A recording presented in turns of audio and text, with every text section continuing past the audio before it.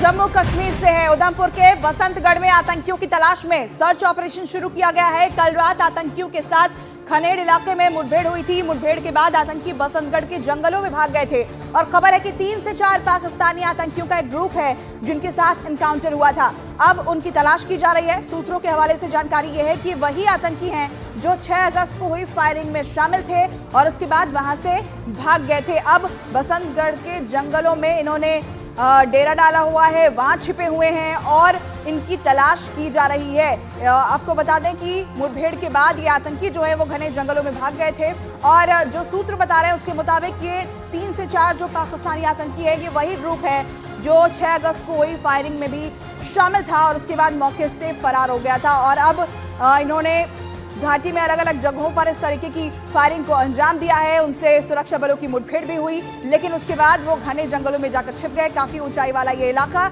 जहां घने जंगलों के बीच ये आतंकी छिपे हुए हैं और उनकी तलाश की जा रही है।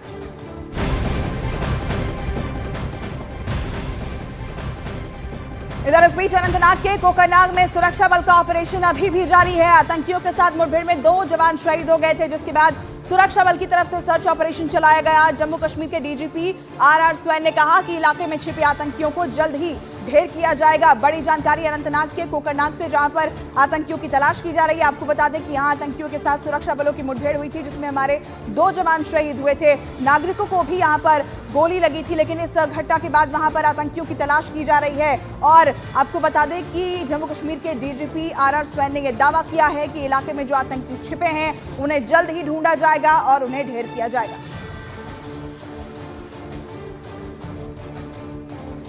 आर्मी और उसकी पुलिस की मिलके एक वहाँ पे एक ऑपरेशंस इंफॉर्मेशन के बुनियाद पर एक ऑपरेशन जारी हुआ था। वो कंक्लूड नहीं हुआ है, तो बीच का रिजल्ट्स में हमें ये पता चला है कि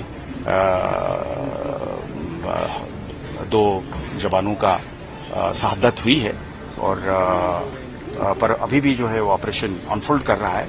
we still expect that we will be able to get them. Kashmir के आईजी वीके बिरदी से न्यूज 18 इंडिया ने खास बातचीत की। आईजी बिरदी ने बताया कि 3 से 4 आतंकी जंगल में छिपे हुए हैं जिनकी तलाश में सर्च ऑपरेशन जारी है। साथ है आईजीपी साहब, क्या है डिटेल्स बस? कल सुरक्षा बलों को फॉरेन टेररिस्ट की जो अपर रीचेस है गागर मंडू में, वहाँ इत्तला मिली थी और उसी असना में एक ऑपरेशन जो है वहाँ लॉन्च हुआ था। फॉरेन टेररिस्ट की जब मूवमेंट देखी तो ऑब्जर्व करी, तो वहाँ पे उस ऑब्जर्वेशन के दौरान उन्होंने जो फोर्सेस की पार्टियों पे गोलाबारी करी। तो उसी असना में जो 2 जवान शदीद तौर पे जख्मी हुए थे and since they succumb to injuries and attain martyrdom, another Jawan was also injured. He is stable. Similarly, it is a matter of investigation that some civilians were also nearby that group, and they were वो उस गोलीबारी की जद में आए जिसमें एक जख्मी होने के बाद he succumbed to injuries. Another is under medical treatment and seems to be stable at this juncture. So operation is still on, and we are also investigating as to how these civilians were there nearby that terrorist group, that too in higher and forsaken area which is at a very higher reaches where general public does not roam around. Sir, कितने मिलिटेंटों का group हो सकता है? अभी इसमें अभी सरसरी इतला ही है। अभी जब ऑपरेशन खत्म होगा उसी के बाद हम इसमें पुख्ता तौर पे कह सकते हैं। बट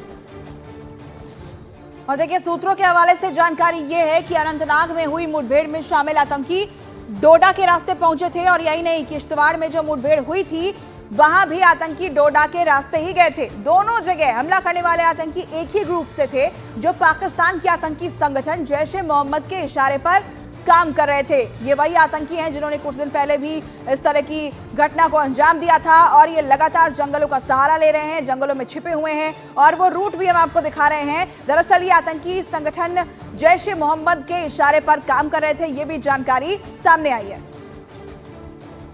उधर उपराज्यपाल मनोज सिन्हा ने अनंतनाग में शहीद हुए सेना के 2 जवानों को श्रद्धांजलि दी है। अनंतनाग के कोकरनाग में आतंकियों के खिलाफ ऑपरेशन में सेना के 2 जवान दीपक कुमार यादव और प्रवीण शर्मा शहीद हो गए थे। उन्हें श्रद्धांजलि अर्पित की है क्योंकि देश के लिए इन दोनों ने ही सर्वोच्च बलिदान दिया है। लांस नायक प्रवीण शर्मा ने शहादत दी है और इसके साथ ही आपको बता दें कि हवलदार दीपक कुमार यादव भी आतंकियों के साथ हुई इस मुठभेड़ में शहीद हुए, जिन्हें उपराज्यपाल मनोज सिन्हा ने अनंतनाग में श्रद्धांजलि दी है। ये तस्वीर आपको दिखा रहे हैं। आतंकियों से एनकाउंटर हुआ और अभी भी वहां पर सर्च ऑपरेशन जारी है। हमारे 2 जवान शहीद हुए, जिन्हें श्रद्धांजलि अर्पित की गई, क्योंकि देश के लिए ये उनका सर्वोच्च बलिदान है। आतंकियों की घेरेबंदी कर ली गई है और जल्द से जल्द उन्हें ढूंढा जाएगा, क्योंकि हमारे सुरक्षा बल इतने सक्षम है कि उन्हें ढूंढ निकालेंगे और फिर उन्हें ढेर किया जाएगा। उधर केंद्रीय मंत्री जितेंद्र सिंह ने कहा है कि घाटी में आतंकियों पर नकेल कसी गई है और जल्द ही घाटी से आतंकवाद का सफाया होगा।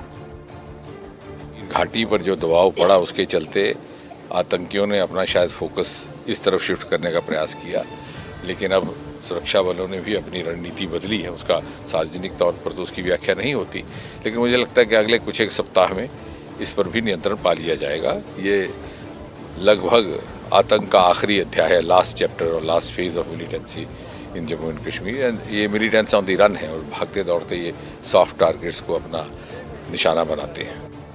उधर जम्मू कश्मीर पुलिस ने कठुआ के ऊंचाई वाले इलाकों में मिट्टी के घर में देखे गए 4 आतंकवादियों के स्केच जारी किए हैं। इन चारों आतंकियों को आखिरी बार मल्हार बानी और सियोधार के ढोक इलाके में देखा गया था। पुलिस ने हर आतंकवादी पर कार्रवाई योग्य सूचना देने वाले को 5 लाख रुपए का इनाम भी देने की घोषणा की और इसके साथ ही आतंकियों की धरपकड़ के लिए कठुआ के जंगली इलाकों में व्यापक तलाशी अभियान जारी है। कठुआ में 8 जुलाई को माछेड़ी में सेना के गश्ती दल पर आतंकवादियों की ओर से घात लगाकर किए गए हमले में एक जेसीओ समेत 5 सैनिक शहीद हुए थे।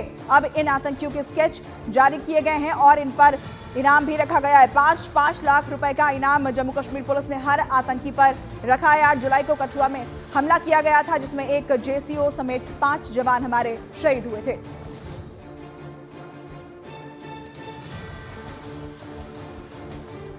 इस बीच जम्मू कश्मीर के पूर्व सीएम और नेशनल कॉन्फ्रेंस के नेता फारूक अब्दुल्ला ने जम्मू कश्मीर में आतंकी घटनाओं को लेकर सुरक्षा बल पर सवाल खड़े कर दिए। अब उनके बयान पर न्यूज 18 से खास बातचीत में जम्मू कश्मीर के डीजीपी ने निशाना साधा है और कहा है कि उनका बयान सुरक्षा बल के जवानों का मनोबल तोड़ने वाला है। उन्होंने कहा कि उनका बयान न सिर्फ दुर्भाग्यपूर्ण है बल्कि निंदनीय भी है। उन्होंने ये भी कहा कि सुरक्षा बल के जवानों ने जम्मू कश्मीर के साथ देश की सुरक्षा के लिए असंख्य बलिदान दिए हैं।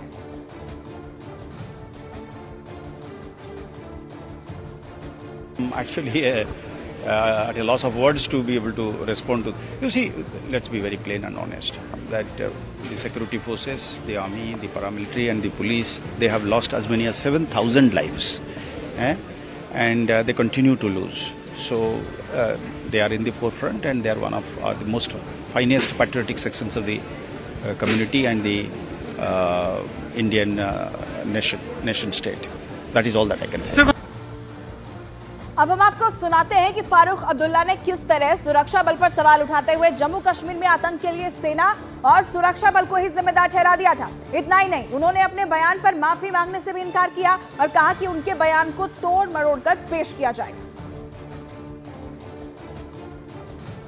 इतनी फौज है हमारे बॉर्डर पे, नहीं समझता किसी भी मुल्क में ऐसी इतनी फौज होती। फिर भी ये लोग कैसे आ रहे हैं, ये दवाइयां कैसे आ रही हैं, मिले हुए हैं। मेरे दुश्मन हर तरफ है। वो क्या कहना चाहते हैं, क्या करना चाहते हैं, किस तरह कहना चाहते हैं, उनकी मर्जी है। बीजेपी को मेरे से कोई लगाव तो था नहीं, वो तो दुश्मन है। आपको लगता है कि आपके स्टेटमेंट को तोड़ मरोड़ के पेश किया जा रहा है? कर रहे हैं, करने दीजिए। फारूक अब्दुल्ला का डर नहीं, मैं डरता सिर्फ अल्लाह से हूं, अल्लाह के सिवा किसी से डरता नहीं। फारूक अब्दुल्ला के बयान पर बीजेपी हमलावर है। जम्मू कश्मीर बीजेपी के नेताओं ने उनके बयान को शर्मनाक और सेना की कुर्बानी का अपमान करने वाला बताया है। कुर्बानी और उनकी अटूट प्रतिबद्धता का अपमान किया है डॉक्टर फारूक अब्दुल्ला ने। भारतीय सेना ने हमारे राष्ट्र की संप्रभुता की रक्षा तो की है, लेकिन इसके साथ साथ हमारी सीमाओं की हिफाजत भी बड़ी दिलेरी और बड़ी बहादुरी के साथ आज तक की है। भारत का नागरिक सेना के संरक्षण में अपने आप को बिल्कुल सेफ जिसे कहते हैं फील करता है। लेकिन आपके इस बयान न सिर्फ ये इतिहास की अभिमानना है बल्कि भ्रम और विश्वासघात का जिसे कहते हैं प्रतीक है। ये कहना कि हमारी सेना मिलिटेंट के साथ मिली हुई है, तभी बॉर्डर से घुसपैठ होती है। सेना को हम सलाम करते हैं और हमेशा अपनी जान पर खेल करके उन्होंने जम्मू कश्मीर की एकता और अखंडता को बचाया है। उनको इस बयान पर माफ़ी मांगनी चाहिए पूरे देश से, और पूरे देश को इस चीज़ मुतस्सना करनी चाहिए ताकि इस प्रकार की जो भाषा है उसका कोई प्रयोग ना करें। फारूक अब्दुल्ला के विवादास्पद बयान पर सियासी घमासान शुरू हो चुका है। बीजेपी ने उनके बयान को देशद्रोही बताया तो डेमोक्रेटिक आजाद पार्टी ने भी फारूक अब्दुल्ला के बयान की निंदा की है। देखिए, डॉक्टर फारूक अब्दुल्ला बेहद ही सीनियर राजनेता हैं और उनकी तरफ से इस तरह का भारतीय सेना के शौर्य पर सवाल उठाना हमें लगता है बेहद ही दुर्भाग्यपूर्ण है। ये पूरी तरह से भारतीय सेना के उन वीर जवानों के बलिदानों के ऊपर सवाल उठाना है जो अपना सर्वोत्तम बलिदान देश पर नौशावर करते हैं। इस तरह का बयान बहुत ही दुर्भाग्यपूर्ण है, हम इसकी निंदा करते हैं। मतलब हमें शर्म आती है, ऐसा आदमी जो यूनियन मिनिस्टर रहा हो, चीफ मिनिस्टर रहा हो, इस प्रकार की बात जो है अगर उसने कहा है कि आर्मी के बारे में, तो इससे बड़ी घिनौनी बात और देशद्रोह की बात कोई हो नहीं सकती। फारूक अब्दुल्ला का एक और वीडियो सामने आया है। भारतीय एजेंसियों पर विवादास्पद बयान देने के बाद फारूक अब्दुल्ला एक निजी कार्यक्रम में शामिल हुए, जहां वो घूंघट ओढ़कर नाचते दिखाई दिए।